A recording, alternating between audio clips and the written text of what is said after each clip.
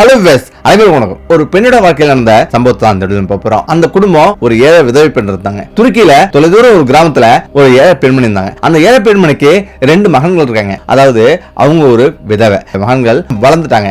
இப்ப அவருடைய பெரிய மகன் கூலி வேலைகளுக்கு அவன் போறான். சின்ன மகனும் படிச்சுட்டு மருந்து படிப்பாக படிச்சுட்டு மருந்து ஆராய்ச்சிக்காக செய்ய போறான். இப்ப சின்ன மகனுக்கு வேலை கிடைக்கல. இருந்தாலும் இப்ப அவங்களுக்கு நோன்பு காலம் வருது. அதனால உணவு கூட வழி இல்லாம இருக்கிறாங்க. இப்ப உணவு பெரிய மகன் முரட்டுத்தனமா இருப்பான். அவன் சின்னவனுக்கு வச்சிருந்த உணவு கூட திருடி சாப்பிட்டுருவான். அதாவது சின்னவனுக்கு உணவே இருக்காது. 5 ரொட்டி இருந்தா 4 ரொட்டி சாப்பிடுவான். ஒரு ரொட்டி மட்டும் தான் அவன் வச்சிருப்பான். அதனாலேயே சின்னவனுக்கு கோபம் இருக்கும். அவருடைய அம்மாவுக்கும் கோபம் இருக்கும். சின்னவனுக்கு கொஞ்சம் வைடா அப்படின்னு அவங்க சொல்லுவாங்க. இப்ப நாட்கள் இப்படியே சில ஓடுது. அவங்களுக்கு ரமலான் மாதம் வருது. இப்ப நோன்பு எடுக்கணும், அதாவது விரதம் எடுக்கணும். இப்ப எல்லாருமே கொஞ்சம் நாள்ல இருந்து விரதம் எடுக்கணும்னு சொல்றாங்க. அப்ப பெரியவன் என்ன சொல்றானா, ஒரு நாள் இருந்துட்டு என்னால முடியாதுமா, ஏன்னா வேலை செய்ய முடியாது, உழைக்கிறான் அப்படின்னு அவன் சொல்றான். இப்ப அவங்களால எதுவுமே சொல்ல முடியல. இப்ப சாயந்தரம் வரான், இருக்கிற உணவெல்லாம் பெரியவன் சாப்பிட்டுறான். இப்ப சின்னவனுக்கு உணவே இல்லை. அவனுக்கு எங்கம்மா ரொட்டிங்கிறான். ஆனா ரொட்டி இல்லாதால ரொம்ப வருத்தப்படுறாங்க. கொஞ்ச நேரம் இரு, வெளில போய் வாங்கிட்டு வரான்னு சொல்றாங்க. தண்ணி மட்டும் குடிச்சிட்டு வழிபட போறான். இப்ப அவன் வழிபட்டு இருக்கும் போதே அங்க ஒரு பெரிய ஒரு பணக்காரரை பாக்குறான்.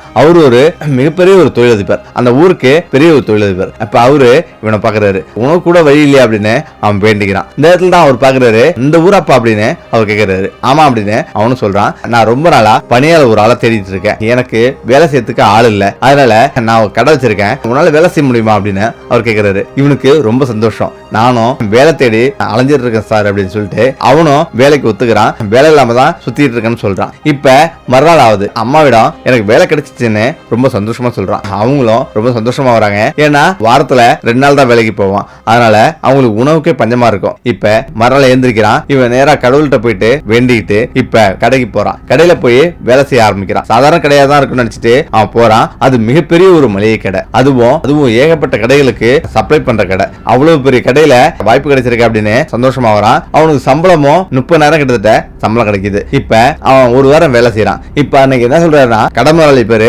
மாலிக் என்ன சொல்றாருன்னா, இது போல எனக்கு வெளியூர்ல கொஞ்சம் வேலை இருக்கு, நான் வரலையும் கடையை பாத்துக்கு சொல்லிட்டு அவர் போறாரு. இப்ப அவனுக்கு ஆச்சரியம். வேலைக்கு வந்து ஒரு வாரம் தான் ஆகுது, அதுக்குள்ள நம்மள கடையை பார்த்து சொல்றாங்களா அப்படின்னு அவன் ஆச்சரியப்படுறான். இப்ப சரி அப்படின்னு தினந்தோறும் வீட்டுக்கு வர்றது அவன் போறது அப்படின்னு இருக்கு. இப்ப 2 நாள் ஆகுது. அவன் வீட்டுக்கு போகும்போதெல்லாம் ஏதாவது பொருட்களை எடுத்துட்டு போவான். இப்ப அவனோட அம்மாவிடம் தன்னுடைய முதலாளி தந்தார் அப்படின்னு அவன் சொல்லுவான். இப்ப 2 நாள் ஆகுது. அவன் அதிகமான பொருட்களையும் அவன் கொண்டு வரான். இப்பதான் அவருடைய பெரிய மகன் இது போலாம் கடைகள் எல்லாம் எடுத்து வரக்கூடாது, நம்ம உழைச்சு சம்பாதிக்கணும், உழைச்சு தான் சாப்பிடணும், எனக்கு இது வேணாம் அப்படின்னு சொல்லிட்டு அவன் ரொட்டியை மட்டும் 2 சாப்பிட்டுட்டு அவன் படுத்துக்கிறான். இப்ப இவன் தினந்தோறும் வேலைக்கு போறான்.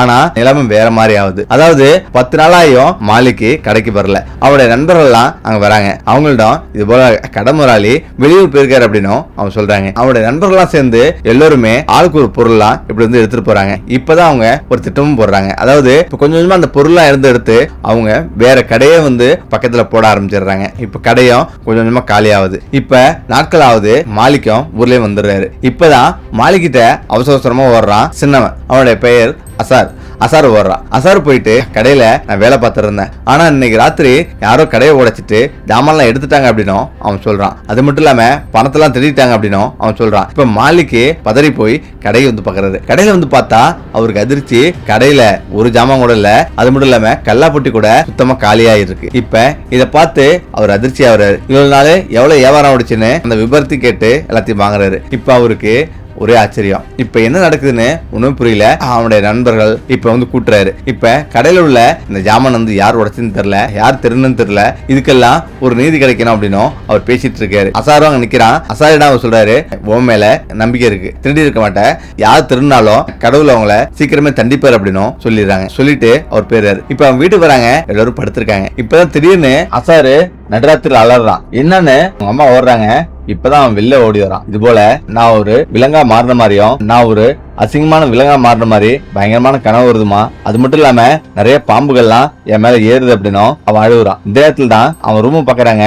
அவன் ரூம் முழுவதும் அவன் வீடு முழுவதும் மளிகை பொருளா இருக்கு. என்னன்னு கேட்கும்போது இது எல்லாமே அந்த கடையில இருந்து எட்டு வந்தது அப்படின்றது அவங்களுக்கு புரியுது. புதுசா கடை ஆரம்பிக்கலாமா அப்படின்னு அவன் சொல்றான். இப்ப இதை பார்த்து அவனுடைய பெரிய மகன் கோவப்படுறான். ஏன்டா இப்படி பண்ற, கடையை கொள்ளடிச்சு இப்படி நீ ஒரு கடை வைக்கலாமா, இது நம்ம கடவுள் தண்டனை வழங்குவார் அப்படின்னும் அவன் சொல்றான். இது சரியில்லை, இது மிகப்பெரிய ஒரு குற்றம் அப்படின்னு சொல்லிட்டு அவனோட அம்மாவும் அவனும் நேரா மாளிகைத்தை அழைச்சிட்டு போறாங்க. மாளிகைத்தை அழைச்சிட்டு போயிட்டு இவன் தான் எல்லா பொருளையும் திருடினான் அப்படின்னும் அவங்க சொல்றாங்க. இப்ப மாளிகை அவனை பாக்குறாரு. அவனை பார்த்துட்டு, நான் அவனை பார்த்த முதல் பார்வையிலேயே நீதான் எல்லாத்தையும் எடுத்திருக்குன்றது எனக்கு நல்லா தெரியும், ஆனா உண்மை தானா வெளியே வருன்றதால தான் நான் வெயிட் பண்ண அப்படின்னும் அவர் சொல்றாரு. நான் உன்னை நம்பி கடையை அப்படியே விட்டுட்டு போனேன், இதுக்காகவே நீ கடையில ஒரு பொருளை கூட தொட்டக்கூடாது, ஆனாலும் தொட்டுட்டேன். மேலும் நான் உன்னை தண்டிக்க போறதில்ல, உன்னை வேலையை விட்டு நான் தூக்க மாட்டேன், நீ எப்போதும் போலயே நீ வேலை செய், இதுக்கு மேல உடைய மனம் என்ன சொல்லுதோ அதை செய். நீ கடை வைக்கணும்னு நினைச்சா சந்தோஷம்தான், என்கிட்ட சொல்லு, நானே உனக்கு கடை வச்சு தரேன் அப்படின்னும் அவர் சொல்றாரு. இப்ப அசாரும் பூனி குறுகுறான். தனது தவற நினைச்சு மிகவும் வருத்தப்படுறான். இப்ப மாளிகையோட காலில் விழுந்து அழுகுறான். என்னை மன்னிச்சிருங்க, என் மேல வச்ச நம்பிக்கைக்கு நான் துரோகம் பண்ணிட்டேன், இதுக்கு மேல ஒரு சின்ன தவறு கூட இது போல் நடக்காது அப்படின்னும் அவன் சொல்றான். அதுக்கு பிறகு அவனுடைய கடையில அவனுடைய அண்ணனும் அவனும் வேலை பார்க்குறாங்க. அவங்க கடையில முன்னாடி நடந்ததை விட இப்ப 10 மடங்கு அதிகமா வியாபாரம் பார்க்குறாங்க.